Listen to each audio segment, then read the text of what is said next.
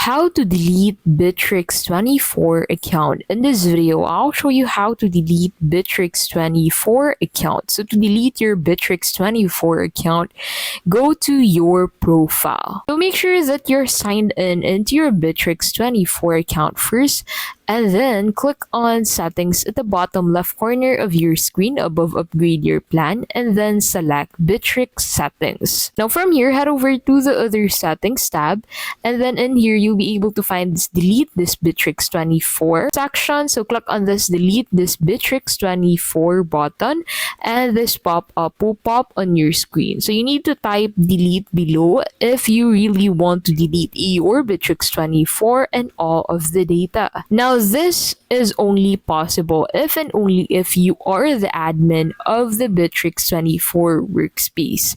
But if you're using a personal account and you are not an admin but a member instead, you can only leave your Bitrix24 workspace. So you'll be able to find these options on the other settings if you are the admin of that specific Bitrix workspace. So deleting a workspace is irreversible, so make sure to back up any important data before proceeding. And that is how you can basically delete Bitrix24 account. If this video was helpful, please don't forget to give this video a like and subscribe for more videos like this.